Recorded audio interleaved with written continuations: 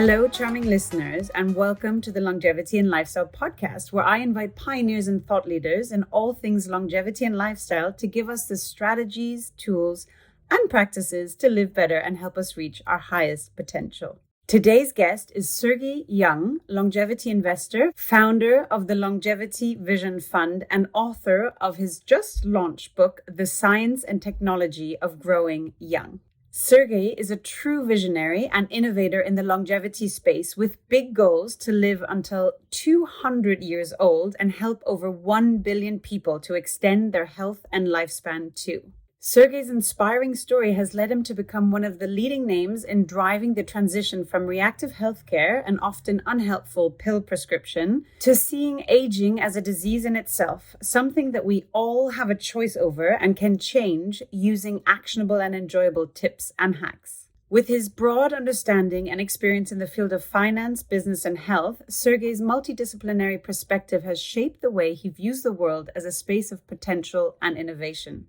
In this episode, we discussed the exciting technological advances in artificial intelligence, Sergey's inspiring goals and objectives in the future of age prevention, how to maximize creativity and innovation, the importance of responsibility and accountability in your own life, and much more. Before we begin, please subscribe to the podcast to get your weekly dose of longevity inspiration. I would love to hear from you, so please leave a comment to let me know what you think or reach out to us on Instagram at Longevity and Lifestyle. That's at Longevity, Longevity, and A-N-D, Lifestyle, Lifestyle.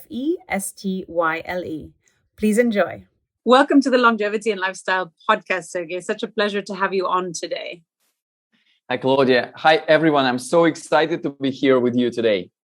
Thank you so much. And I believe we share a very exciting view about the transformational future of longevity. So very excited to dig into that today. And I'd love to start with your mission, Sergey. And that's probably one of the most ambitious missions on the planet, but I love that. You're a longevity investor and a leading visionary in the longevity space. And your incredible mission includes to extend the healthy lifespan of at least 1 billion people. Can you tell us a little bit more about that? Well, where do I start? I think the journey, like our longevity journey and our interest to health, always start with the personal troubles. That's the unfortunate reality of like so many of us. You have a wake-up call. It's usually significant deterioration of your own health or the people that you love.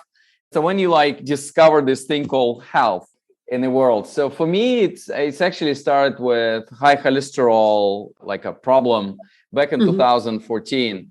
And I was kind of okay with that. But then doctors told me I need to take medication every day till the rest of my life.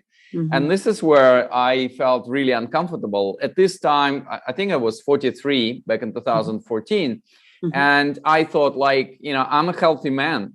Why would I need to take medication every day for another 40 years? At this point of time, I thought I'm going to be living somewhere around 80, 85 years. Right now, it's much more ambitious figure. So I started to discover this whole world of longevity and taking care of my health.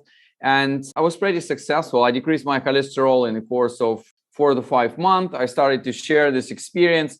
And frankly speaking, what I did, I just pushed a lot of my friends to do their health checkups, medical screening. Some of them discovered early stage cancer. Wow. They fully recovered because it was caught at such an early stage. And unlike 20, 40 years ago, when cancer was kiss of death, today, I mean, you can recover if you caught it at stage 1. And for some of the cancer types, recovery rates are anywhere between 93 and 100%. So they all called me up and said, Sergey, you saved my life. After you got few calls like that, you're like, oh my goodness, well, this is exactly, you feel so good. Yeah, this is exactly why I was born. And this is what I can do for the world. So my background, I'm from very poor family. I was born not in the middle of nowhere, like in the end of nowhere. My hometown was closer to Japan rather than to regional capital Vladivostok in the former USSR. And I had to work like through all my life after I turned 17, studying full-time and working full-time. And if you do it for decades, you're going to think the money is your ultimate measure of success. and you start, it's almost like professional or career deformation. So these few things and cases actually put me up on the right trajectory. And I thought, okay, I'm going to change life of 1 million people. So then I met two guys, Tony Robbins and Peter Diamandis, and they both are very ambitious. So we actually working together in the context of XPrize Foundation, launching global technological competition to solve world biggest problems. And in particular, Peter was like, Sergey, just 1 million?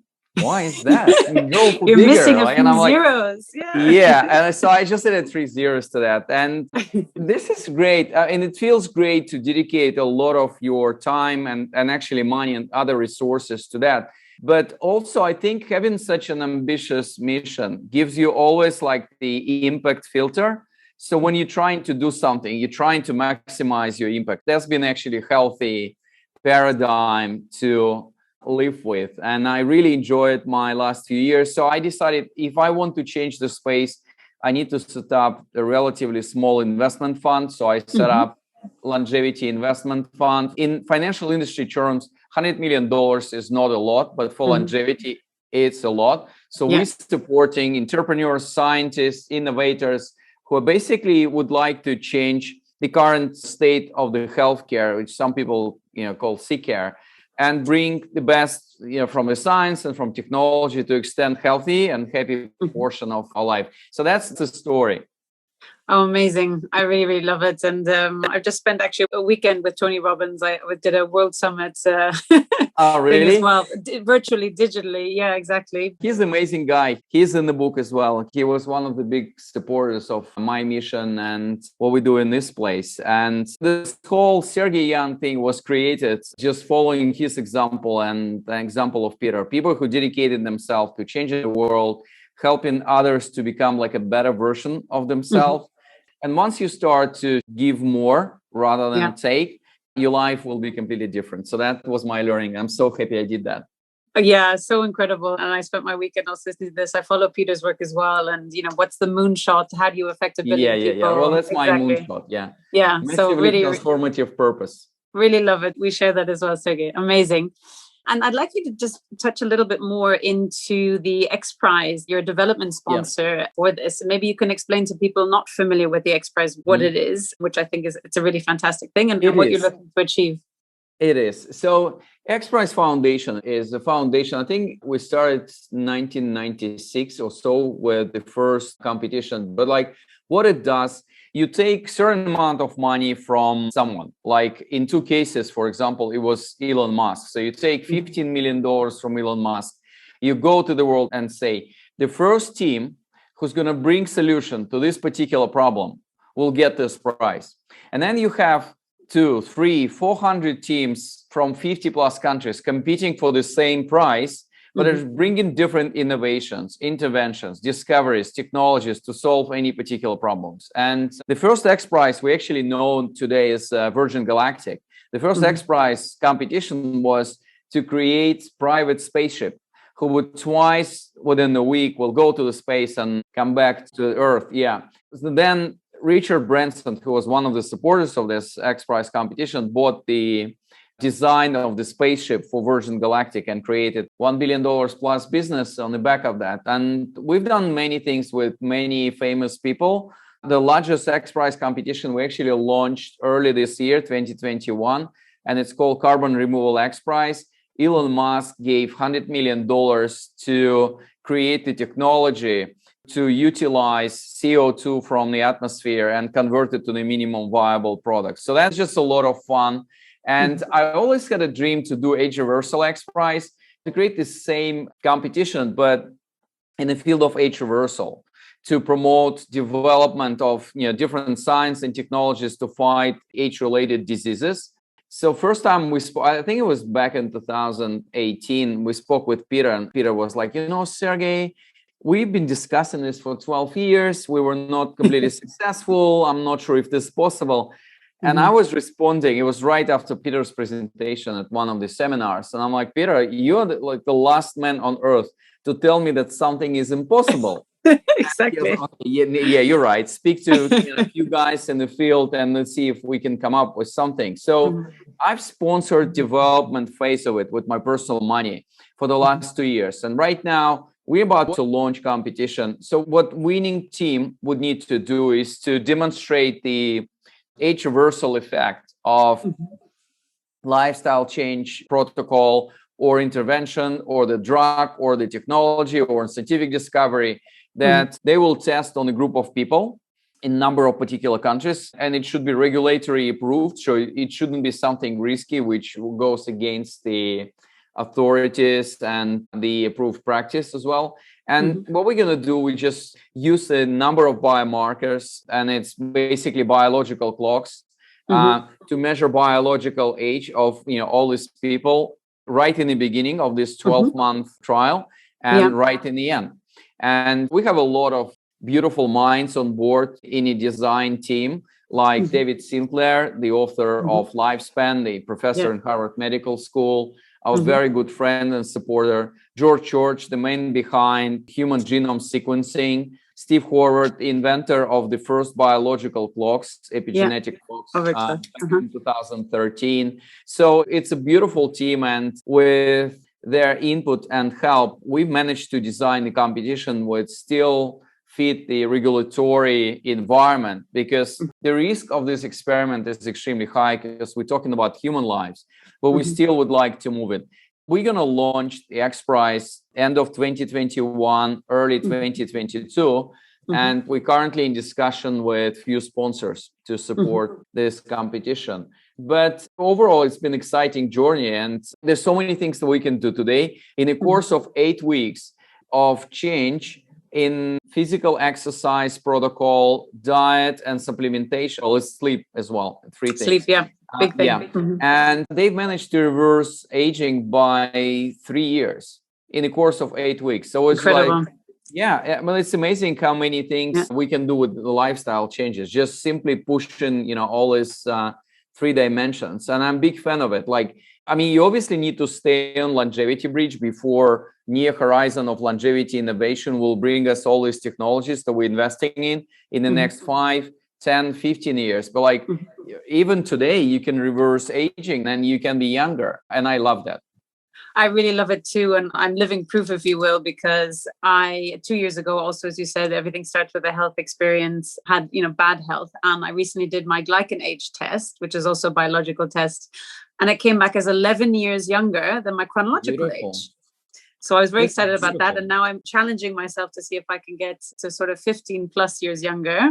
Let's see. I'll be growing backwards, as Benjamin Button did as well. But I think that that's the beauty of it, right? So there's small hacks that you can do that everyone can do, obviously depending on the medical condition and obviously consulting with a physician beforehand, but to completely change your life. And I think, if people really think about what is the alternative, taking a pill every day for your life. I've had a doctor tell me that I have chronic asthma. I don't have asthma, and was giving me 3 different steroid inhalers to take every day for the rest of my life. And it's just incredible. And there are many wonderful doctors out there, and there are many wonderful things as well. But this is also my remit as well, just that people really understand, and love having this conversation, that there are alternatives, and they're fun, they're easy. They're social. You can do it with friends. You can do it with family. It's simple. You just go to your local supermarket, or you can order it online. It's not like life-changing, really difficult things. They're just little tweaks and hacks that make such an impact.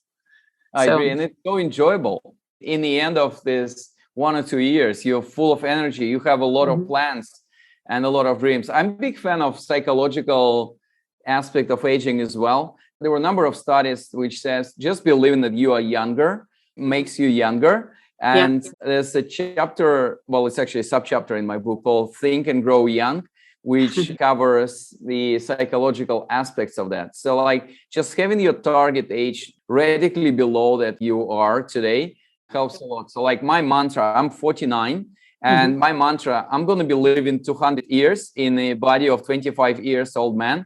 I love it. And I was experimenting with this for a month. And in the end of it, you just discover a completely different version of yourself. You just, full of energy, full of dreams. Imagine every morning I wake up and I have 3/4 of my life ahead of me. There's so many things I can do in this world. So it's been beautiful. I love it. I think I need to maybe make my goal a bit more ambitious. I'm at 120 and people already look at me like I'm crazy. And you're to 200 years old. So I'll see you on the other side. 200 years, yeah. It's completely irresponsible promise today. Like the oldest person on earth, she's been living to 122 years. As a beautiful French woman. She died back in 122. She had a lot of funny stories in her life. So again, it's in the book as well. But nevertheless, I do believe that we shouldn't be looking at the past to draw the aspiration for the future. And obviously, with all these breakthroughs that are already available or will be available in the next 5-10 years, will break this sound barrier of 122 years, like the maximum lifespan on Earth. And it's going to be longer or significantly longer for all of us. So like 200 years is just a way to catch the conversation and attention of the public. My favorite piece of the book is actually bonus chapter, like what you can do today. Like in majority of cases, you start this conversation and people, oh, Sergey, my mom told me that. Okay, so you need to excite people about technological breakthroughs, like how the future will look like. And then gradually you just coming back to today saying, well, how about changing your life today? And I thought it's just a little bit more efficient communication strategy rather than discussing the diet, physical exercise, and meditation from the first minute. Yeah, perfect. Let's talk a little bit more about your book, The Science and Technology of Growing Young. First of all, congratulations on writing a book. Not everyone gets that far, so really fantastic. And I also love the title. I think it sums it up really nicely. What was the purpose behind writing the book? What was your vision when you sat down to start writing it? Yeah, so, well, a number of things. One, in Longevity Vision Fund, we're looking at 200 companies a year.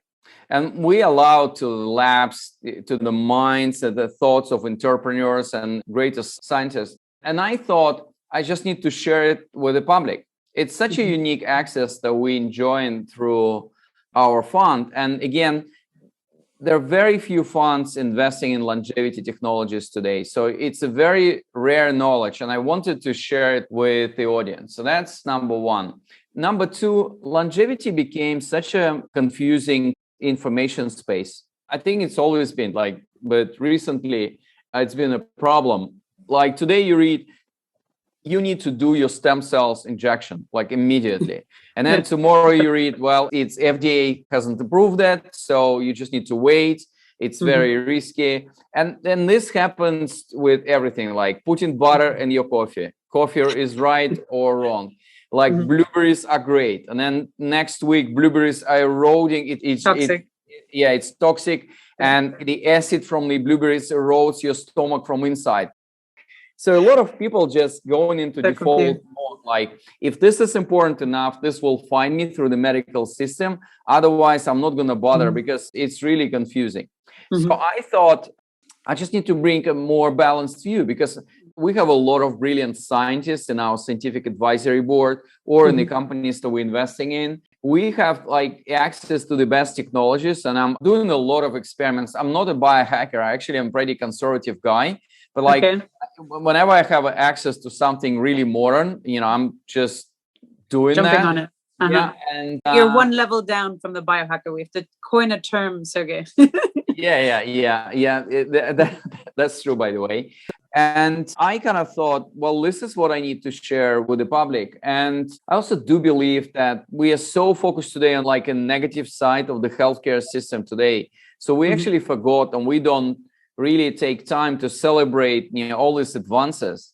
Think about gene editing and gene therapy. 30 years ago, it took 13 years and $3 billion in US to sequence human genome. In fact, they actually wanted to stop the experiment after first 2 years because they managed to sequence like 1% of the human genome. So they quickly calculated that, well, it's going to be 100 plus years to do that. And funny enough, and luckily, the computing power has been more and more affordable, and the cost of it has been democratizing itself. And they finally completed. Well, these days, you can sequence human genome, like the most important parts, in the course of a few hours, and it costs $200. Or 30 years ago, the gene editing in the form of, almost like the only technology which was available these days, which is CRISPR, like genetic scissors. it's been available only to the people who had like nothing to lose on this planet. They were terminally ill, they were about to die, and they become like a guinea pig. Like the only people, the guinea pigs. Yeah, exactly, like a last resort, right? Well, right now we're all participating in a gene therapy experiment on a global scale. I do believe it's positive experiments, but like Moderna, AstraZeneca, well, these are all the outcome of gene therapy. So that's amazing. And this is what happened in the last 30 years. And it's going to be more and more like our variables. I'm like full of variables. I'm experimenting. Beautiful. I've got the trackers. Yeah. Oura ring here. Continuous glucose monitor. Levels health. Okay. Yeah. I've got those as well. And so like, if we are taking care of our cars with computers, with sensors, our body and our mind, are much more important. We should do that. So and then watch the wearables space. All these Apple Watch, Fitbits, Whoops will become our personalized healthcare devices. And I think with the addition of like measuring glucose in the blood and measuring our blood pressure in the next couple of years, I think Samsung Watch already launched this feature. And it's going to be 90 to 95% of the indicators that we would like to measure on a regular basis. And Apple Watch, I'm fascinated what Apple is doing in the healthcare space. It's already saved so many lives, and it's going to continue. And I do think that the change in healthcare will come not from old players doing kind of new things. The change in the healthcare and our ability to manage our health, to extend our healthy and happy life, will come from the new players doing completely new things, from disruption. So the biggest healthcare companies on earth in the end of this decade going to be called Google, Amazon, Microsoft, and Apple. I'm not the biggest fan of big tech. I do think there's just a lot of ethical issues around their domination in so many parts of our life. But if you think about healthcare, I mean, we would need to have disruptive forces to change that. Otherwise, we will continue to use this symptomatic, reactive, not digitalized version of healthcare. Like in US, 60% of the data transfer among different healthcare providers, not within one, but like among different healthcare providers, is done by fax. When was the last time you actually seen fax machine? I don't. We used to have one at home. My parents did. But really? Okay. Yeah. But it doesn't make any sense. I agree. I mean, why aren't hospitals completely digitalized? I mean, just think of the whole process optimization, what can be done, but having the records, and someone who's lived in 9 different countries, and I've seen doctors around the world. I have medical reports from Madrid. I've got different ones from the US. This is all me, right? Why is it not in one dossier? And I think that there's such optimization potential there, because our health is also what our historical levels were and where we are now, right? You need that benchmark. So I think that, as you're saying, there's such exciting things. What are some of your favorite devices? So you pointed to a few that you're wearing. Yeah, for me, I'm experimenting with continuous glucose monitor, and I'm pretty healthy in this kind of regard. I was just trying to manage the risk, but I really enjoy just literally measuring the impact of different food and drinks, which it has on my glucose level. And some of the realizations, I know it sounds naive for the average human being, but you always put vegetables and fruits in the same category. It's like Mother Nature produced, it's super healthy. But my reaction to fruits like watermelon, melon, even to papaya, some other things, it's just enormous. Like the spike is just really enormous. So I'm really overreacting. And it's so individual. Which is so so amazing to be able to see it as well, because the next person, it mightn't have any impact as well. Exactly. Yeah. So it's not like generic advice that you can read in a book and implement as well. So this is my second week with Whoop, with device from Amazon. The functionality is pretty much similar for Oura Ring, for Apple Watch, for Fitbit. I've been experimenting a lot with the Fitbit before it's been bought by Google a year and a half ago. And I do think Whoop has amazing algorithm in terms of your feedback, like a daily strain, like the quality of your sleep, etc. So or partly it might be the case that it's just really new device, so I'm not used to that. So it's more exciting. But actually, what I do like about Apple Watch and things like Garmin or Fitbit, it does has display, and the beauty of wearable is not only in measuring your different health indicators. You can do it with a lot of different things, even going to the lab. But the beauty of constant feedback. This is amazing. And, obviously, like, to close my circles and, do 10,000 steps a day is pretty important. So it's always stimulating me to live like a healthier version of that. So you're in UK today, right? And I'm in London today, I was really fascinated by Vitality UK insurance company when they're using Apple Watch and the algorithm and your, specialized health improvement program to, well, I would say completely transform your health. I even did an interview with Adrian Gore, the man behind the founder of Vitality and many great companies. And he had an interesting story. When they started in South Africa, I think it was right post-apartheid time, they didn't have access to like medical devices, to the healthcare, to medication. And like the only option they had, it was just, people changing their lifestyle, like their physical activity profile and the diet and the sleep. And this is where this whole story from Vitality came from. But I mean, you would be amazed. I spent half a day with Vitality UK team 2 years ago. And when I started to read the book, you'd be amazed how many things the person can do in terms of like making a positive change to their physical activity profile and their diet for free cup of coffee from the Starbucks every week and 2 tickets to cinema for 2 weeks. And I'm, this is amazing. Like we humans, we're so responsive to these small incentives, and this is great. And so the beauty of the wearables, it always gives you incentives like sense of completion and satisfaction when all circles are done, or you fulfilled all the objectives of the day as well. So that's I'm like super positive about this whole thing. The only area of our health which I still haven't discovered in terms of the power of wearables is our brain work. Obviously I'm still in the beginning of my discovery journey in this field. And I used for quite a while Muse, actually Muse 2, like a device which scans your brainwave to give you feedback. But when you meditate for quite a while, and it's been beautiful. Like they found the most amazing way to give you feedback when you meditate. Because when you meditate, like how you want to receive feedback, like someone slapping your shoulder, like, well done, Sergey.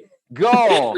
I think people just base it on their feeling afterwards, but to have the actual brainwave so like feedback. What they do, like it's done through the sounds of the nature. So if you're doing like a great job, you can hear like a bird singing, and it's so beautiful. And if you're doing like a really bad job, it's like thunderstorm, like it's rainy, it's windy. Well, that's amazing. And I've done a number of neurofeedback sessions, which is much more like a medical intervention type of exercise. But I do think that in the next 2, 3, 5 years from now, we're going to see more wearables which can catch even like brain work portion of our health indicators as well. So I'm waiting for that.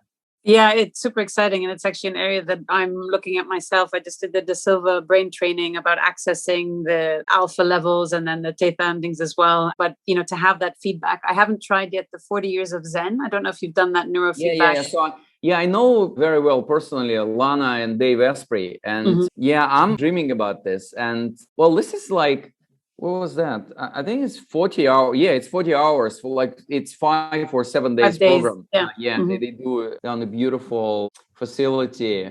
And it's just like 40 hours of neurofeedback. It's been amazing. Like, so I've done 10 sessions, 45 minutes each of the neurofeedback. And I really felt different. Like I'm super energetic person. I'm like here and there. I need to do this and this. And after that, you really feel like you're just, I mean, it's Zen. The same efficiency. But you're like in it Zen. Yeah, you're just reflecting, you're looking at the beauty of Mother Nature or the city you're living in and enjoying your time.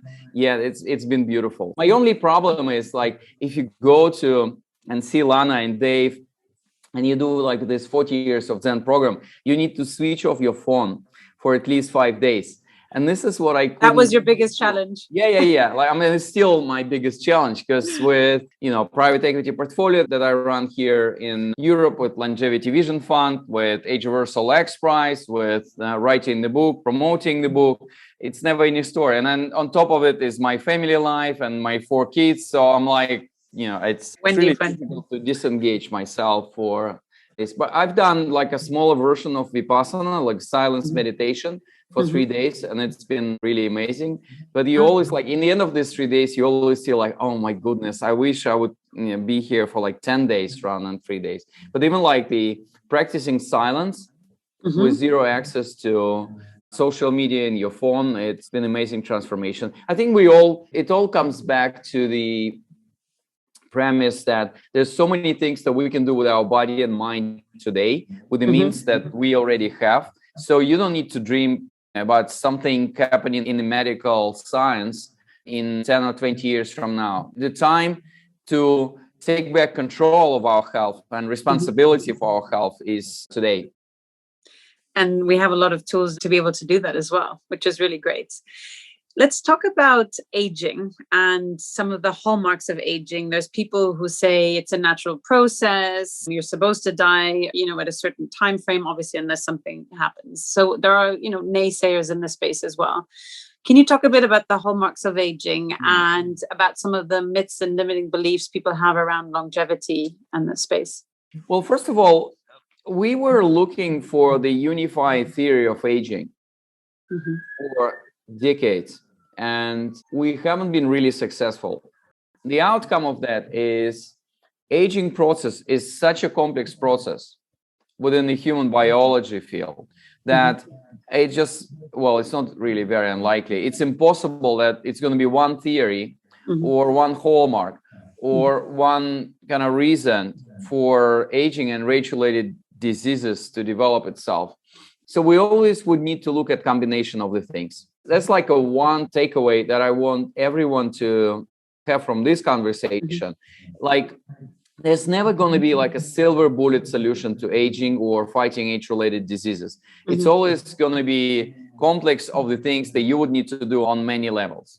So then I think it was back in 2013 when this research publication came up, and there was a suggestion to look at the 9 different hallmarks of aging. I'm not going to cover all of them, but what are the most important things that we can learn from it?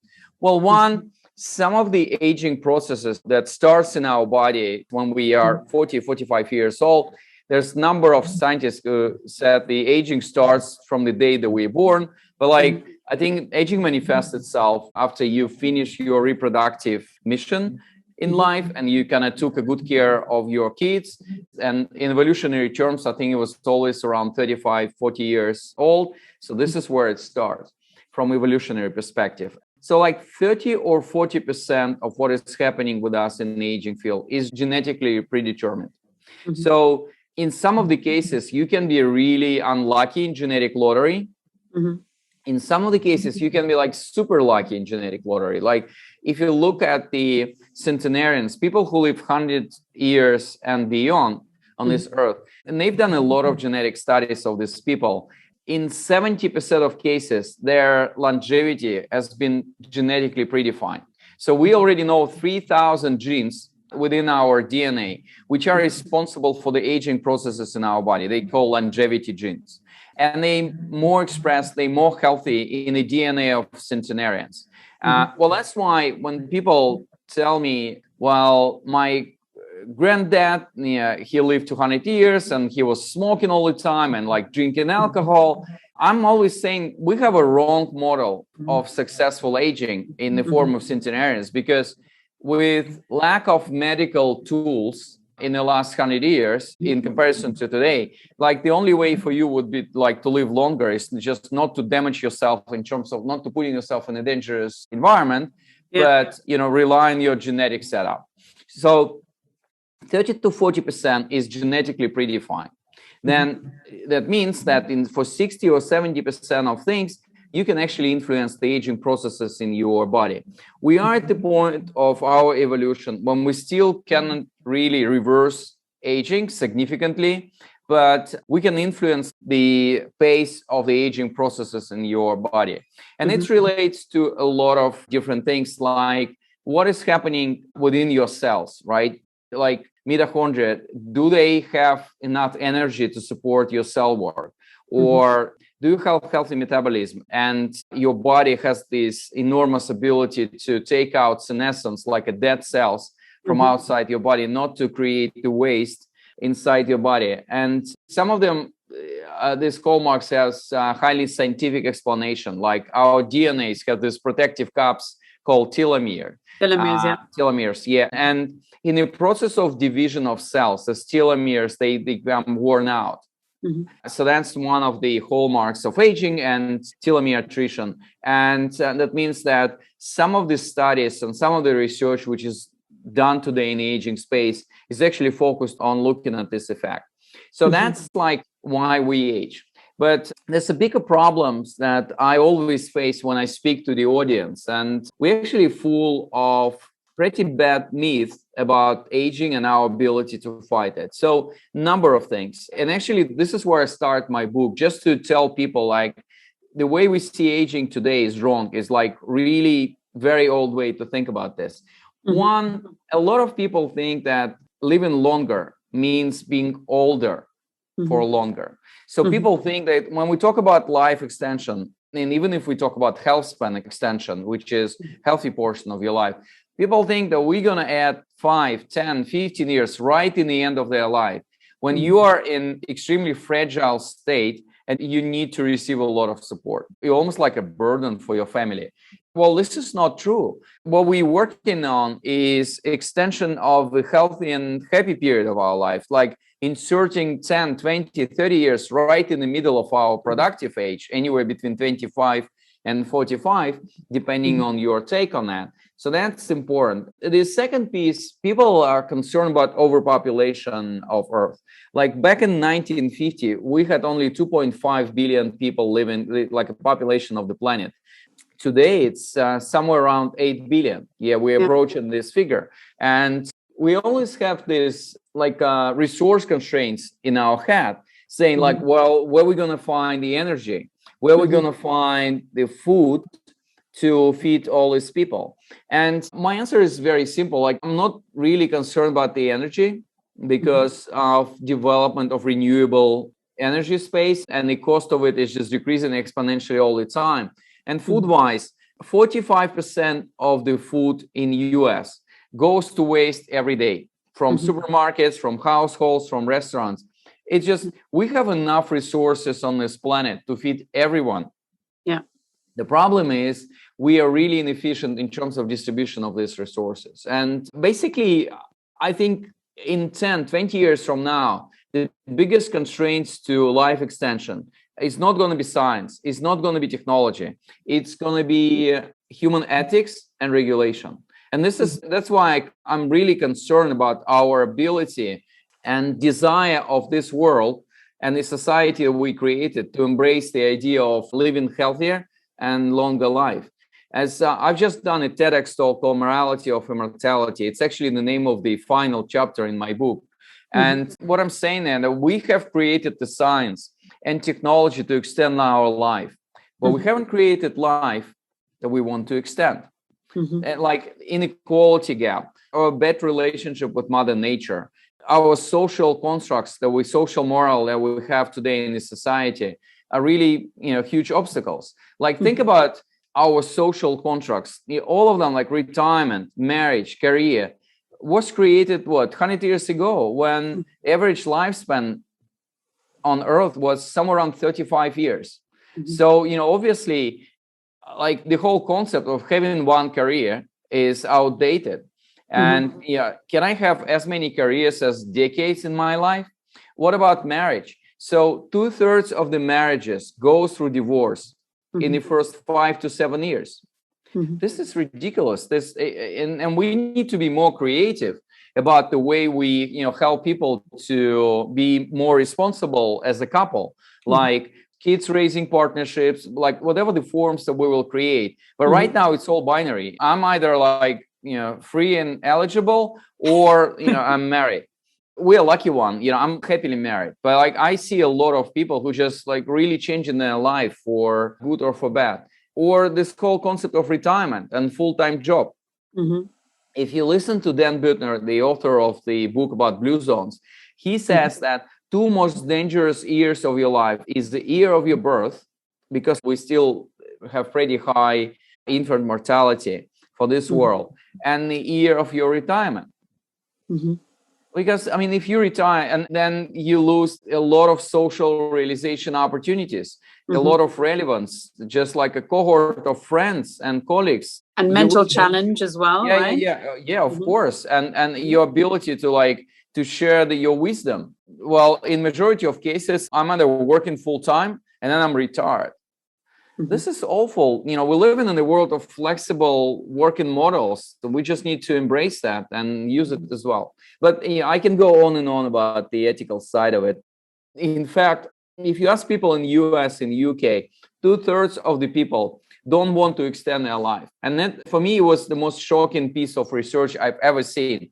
And this is why, I'm always fascinated by how our logic works. So we really hate the idea of living longer on this beautiful planet.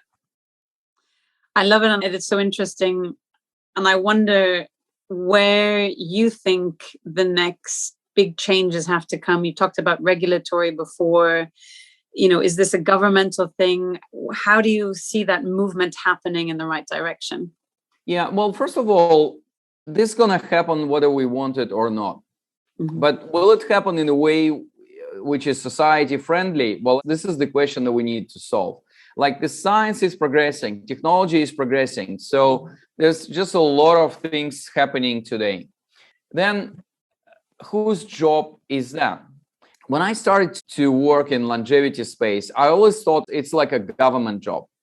The problem of longevity and healthcare and the government is that government is always busy with things which are both urgent and important.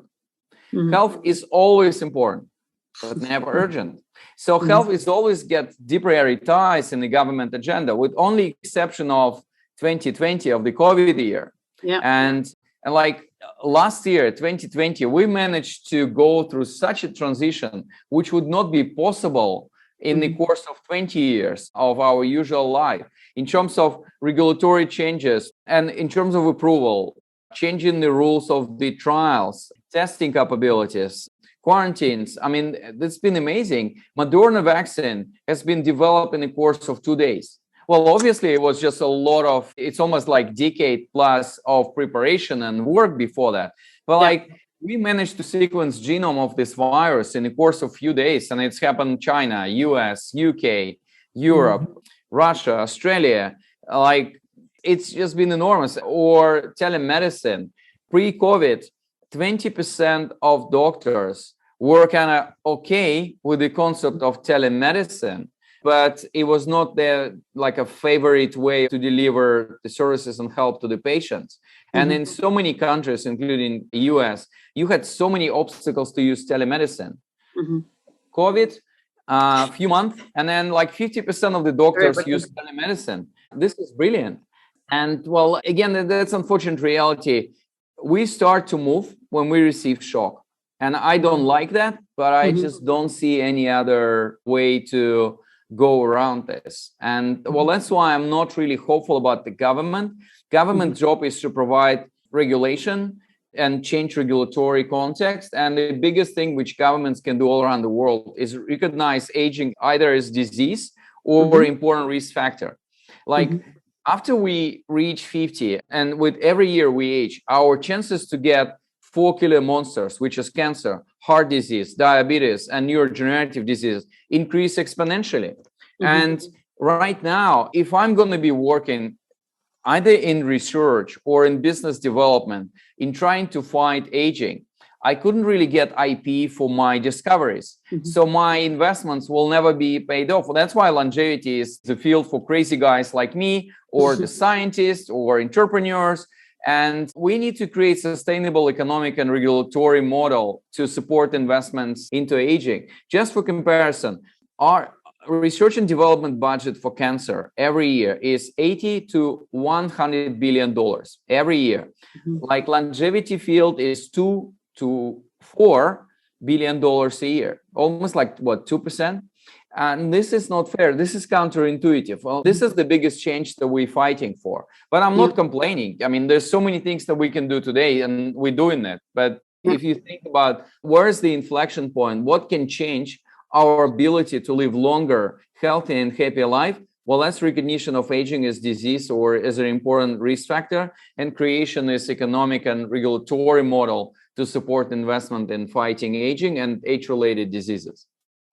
It's such an exciting time in a space. I've had some interesting guests on as well. And, even with Dr. Dale Bredesen, who has a protocol now for reversing Alzheimer's and cognitive decline, I think when people begin to really understand and realize that most diseases are preventable and reversible if you catch it on time, like you were saying with getting the test with cancer. Alzheimer's is a 20-year disease, right? If you caught it on time, you don't need to get it as well. And I also think that there is this fundamental shift in awareness happening from 20th century medicine, where you just diagnosis and then you just take a pill, to actually, what is the root cause? Almost for me, going back to sort of Eastern medicine, right? So solving for the root cause. And it is, as you said, a complex system. So it mightn't be just one issue. It might be actually 10 underlying ones of different degrees. And if you solve for all of them, it's done. You're solved. And you touched on a point before, which I think is so interesting, the power of the human body and of the mind as well, to actually cure itself and to be given the nutrients it needs to actually repair itself as well. To remember how amazing we are as human beings and what we're able to do. So many exciting things to talk about. One thing, just to change a little bit of gears, I'd love to understand better. You're obviously high energy, high power, and 20 different things, at least, if not 100 things at the same time.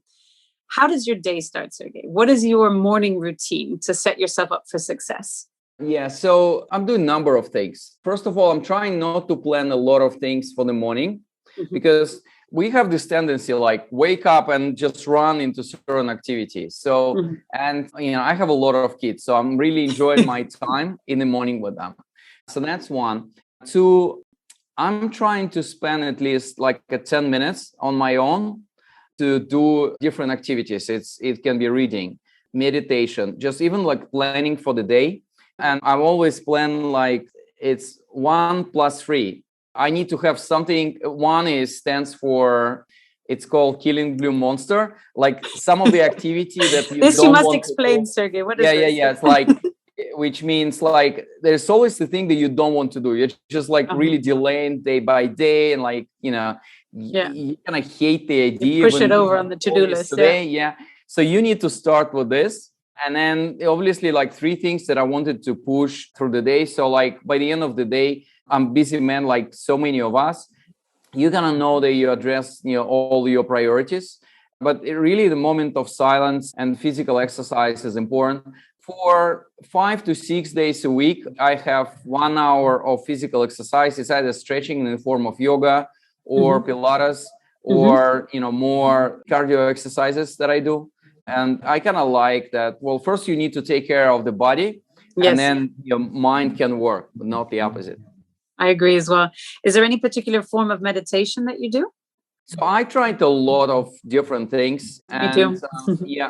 What it comes down to is people will ask me like, what is the school that I need to take on meditation? Like, what is the best device for meditation or the best music? I actually believe that humans don't need anything to meditate successfully, probably with exception of kind of silent room and some time for yourself. But even like with all the kids that I have at home, I still manage to meditate, even in this noise. So basically, my advice is not to start with something really long. Even like 10, 12, 15 minutes every day is much better. And when you try to dedicate like an hour to learn and meditate, because then it's just very difficult to squeeze out like 1 hour from your life. So that's one. 2, it's literally like sitting down and just calming down your brain with, you can either do it with the power of thoughts or with a particular mantra or the music or the activity. So this can be done as well. And I also think, and you just touched on the example of like Eastern and Asian wisdom and approach. I think we need to redefine what we call meditation. Like in Japan, like walking through the forest or in the park, observing, plants, birds, and the mother nature is also the form of meditation. Mindfulness, So like, I'm living next to the forest and to the river. So when I have time, I just go outside the house and walking in the forest, having my own thoughts. And it's a form of meditation as well. Yeah, it's amazing. One of the best teachers I had on meditation, he's like, Sergey, when you have time for yourself, well, this is the meditation. This is where meditation starts. Like, have a little bit of time reserved for yourself, 10, 20, 30 minutes, and like fill it with the activity when you're not surrounded by the people, but you're just on your own. That's the best start. That's a really nice thing to say. And for my dear listeners, it also means without any devices, because the device does not mean that you're by yourself. I think people forget that, like, oh, finally I can check my Instagram or whatever. And it's actually having time with yourself. Completely agree. And, speaking of which, something that I'm getting better at is the power of saying no, right? So, or the art of saying no, I should say. How are you at that, Sergey? How do you organize your time? How do you say no to certain things in order to say yes to others?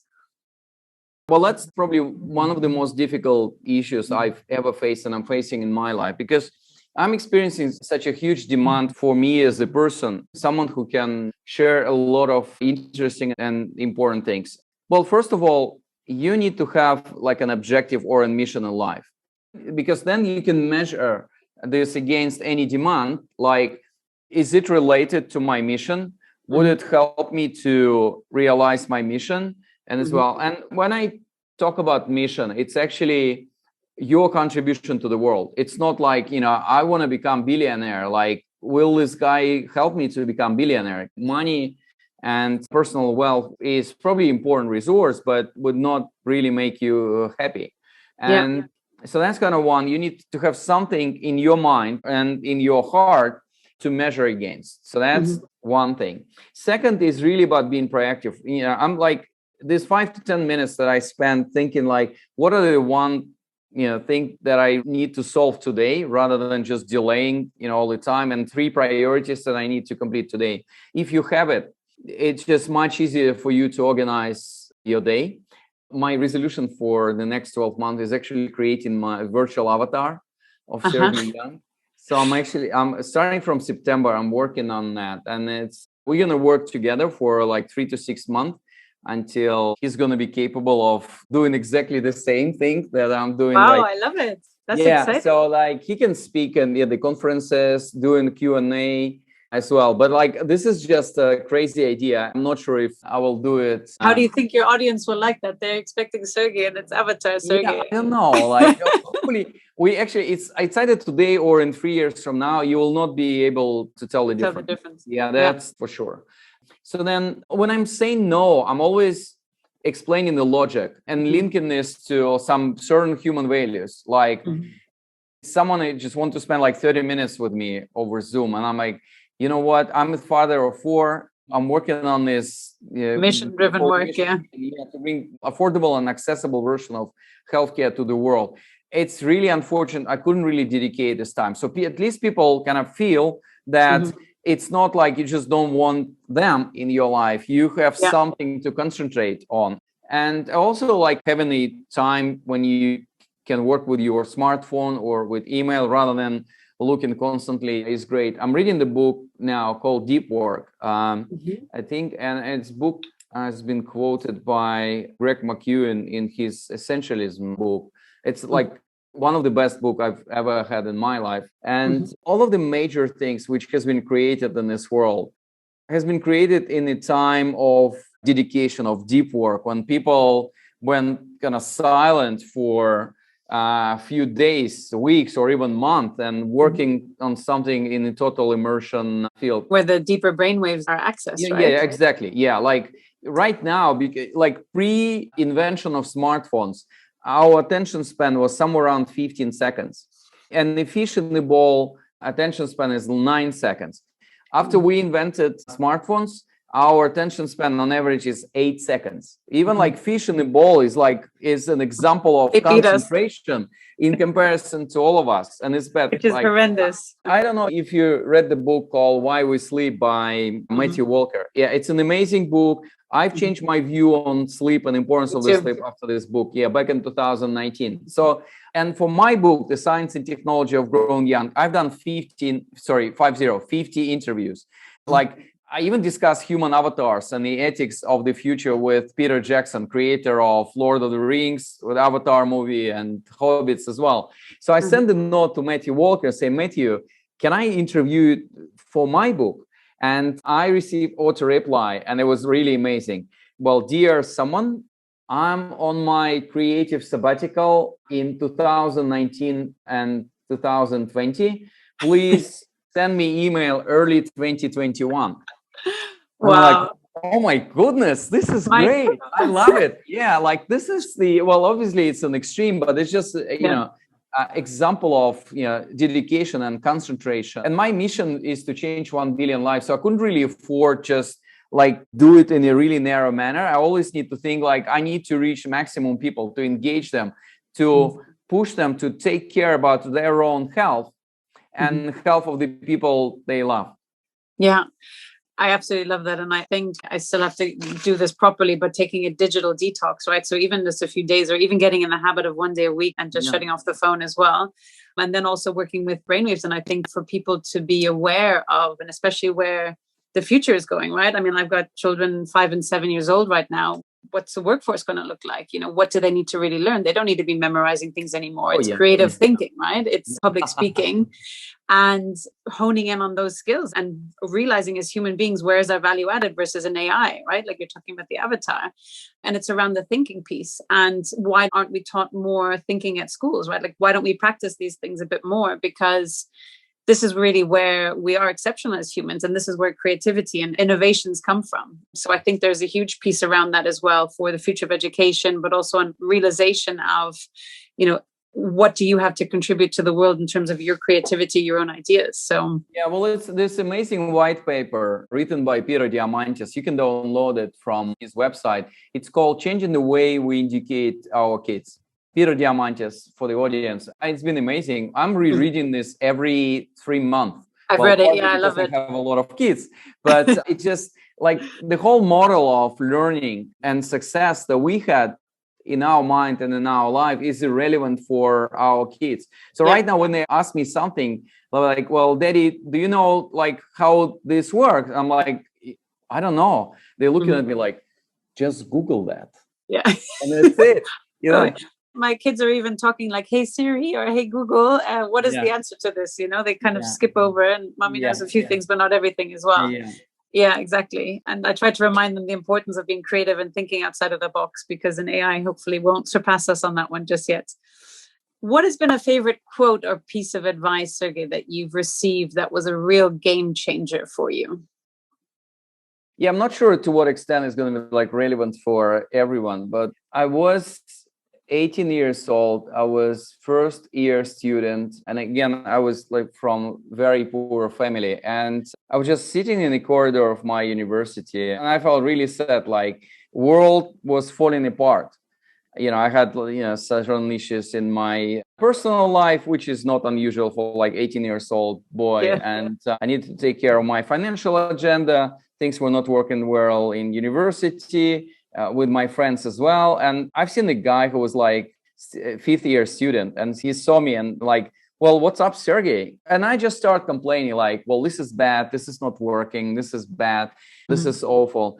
And he was looking at me and said, well, Sergey, what is the most important thing in life? And I was looking at him like he was the God. I thought, okay, I'm about to You listened in, right? Yeah, something like a real wisdom, like things will change my life, which are actually true in the end. And he was looking at us like, the most important thing is to take full responsibility for your own life. And I know it's like sounds completely obvious, but it was not really obvious for me, which was 18 years old. And then I basically thought, well, we humans, we delegate all responsibility for like bad things and good things to the external environment. So after this discussion, well, it's been 31 years since that. My rule is I'm taking 100% responsibility for everything happened in my life. Even if this is other people done something good or bad to me, like I'm taking responsibility that I haven't recognized the risk there. Or I afford myself to demonstrate very unnecessary emotions, or I was not in a resourceful stage. So my mind in the course of last 31 years became super creative of finding the way to interpret every situation in my life with a situation where I'm 100% responsible. That is really amazing advice. And I think a lot of people live in this victim state where it's someone else's fault or something has been, done by them. And as Tony says, life happens for you, not to you, right? So to actually see what could be the silver lining in a situation and also what was your contribution, right? So somehow you manifested that as well. So that was a wise fifth-year student. I don't know if you've gone back and thanked him for this advice, but it clearly changed the trajectory of your life. Yeah. So very exciting. I'd love to talk about what you think are some of the most exciting breakthroughs happening in the longevity space. What gets you really excited in the morning when you think about it? So if you think about, obviously there's a lot of things that you can do today. That's why the bonus chapter of the book is actually twice as long as any other chapter in the book. And it's dedicated to 10 longevity choices. But then the major part of the book is dedicated to the near horizon of longevity. And this near horizon, these are technologies and pieces of science which will be available to us in the next 5, 10, 15 years. This is very exciting. This is where we invest through Longevity Vision Fund. And when people ask me, what are the most exciting developments that you see in the space? I'm always talking about three things. One is gene editing and gene therapy. First time in the human history, we have an opportunity, we have an ability to amend our genetic code. And we can help so many different people to live healthier and happier life, to improve the quality of their life. So this is amazing. And again, the recent discoveries and advancements in the vaccine space against COVID is a clear example of that. Second is longevity in a pill. If you go to the pharmacy today and you'll ask for a pill against aging or age-related diseases, they would think you're crazy. They would send you to cosmetics or supplements. But in 5 to 10 years from now, we're going to have a special, a separate category of drugs. And these drugs will really focus on fighting the aging processes inside your body and therefore decreasing your risks of facing Alzheimer, diabetes, cancer, heart disease. And this is 90% of the deaths happening after 50 years old. And we already have few candidates for longevity in the pill for anti-aging drugs like metformin, the old diabetes drug, or rapamycin, immunosuppressant, or it can be a drug developed by artificial intelligence together with human intelligence. I'm very excited about this whole thing. And the third thing is organ regeneration. Coming back to my earlier car and old car metaphor, one of the reasons why cars last that long is that we can always replace an engine or any other parts of the car. And I do believe that the same thing will happen with organs inside our body. Our body is much more complex. So I'm simplifying the things. There's just a lot of systems like liquids, different levels of organization of the body. But organ replacement and organ regeneration is very important. And there's so many things happening in 3D organ bioprinting or recreating organs from different biomaterials, like from animals. Pigs are actually the most genetically similar, right? close to us. In 99% of DNA, I think, is there. The company that we invested in called Genesis, and they're using our lymph nodes to regrow organs inside our body. So they take a donor liver and help not one recipient, but they help 50 to 75 people just splitting this in a number of small nucleus. They put very simple laparoscopic operation, put it inside our lymph node. And then in the course of 3 to 6 months, our body regrows a new liver. Wow. Which support the function of your liver, which is not working today. Well, this is amazing technology. They've done trials already with mice, dogs, pigs, and primates. And early this year, they received FDA authorization to start human trials. So they're starting human trials in November this year. So this is not the science fiction. This is what will happen.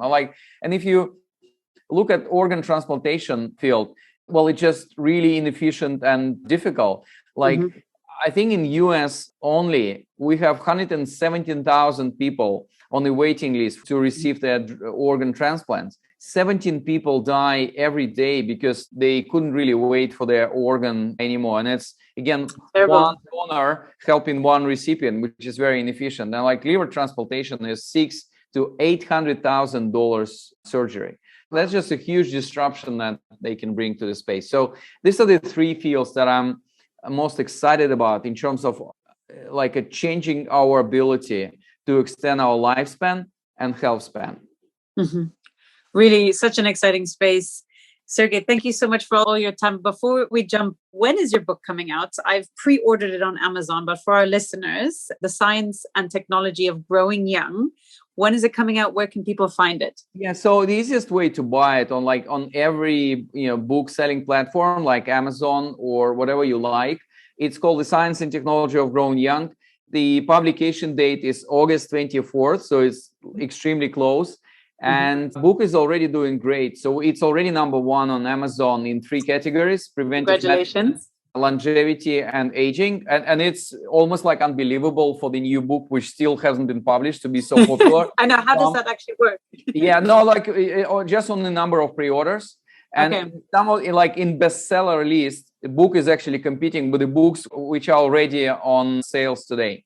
So that's amazing. And we put together a brilliant offer for someone who will buy the book. You can go to sergeyyoung.com to my website, and you'll receive more and more access to free content like Longevity Video Academy, where I made 12 10-minute video to explain different sides of longevity, both in terms of science and technology and current lifestyle changes, what you can do today, and a couple of other things. So I'm looking forward to share the book with the world. And as my publishers say, Sergey, hopefully it's going to be a very powerful book. I want to change the world, and book is just one of the tools. So exciting. And where can people follow you? You mentioned sergeyyoung.com, social media. It's easy. And there you can find my social media tags as well. Handles as well. Sergey, do you have a final ask, recommendation, or any parting message for my audience? Yes, I do. It's time to take back responsibility and control over your health. It's extremely important. And there's so many things that you can do today.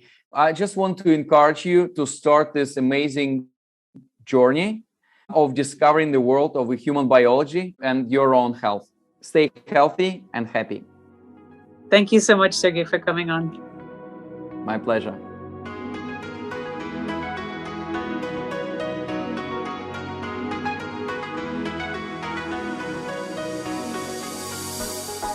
Hi everyone, this is Claudia again. Before you take off, thank you so much for listening to the podcast today.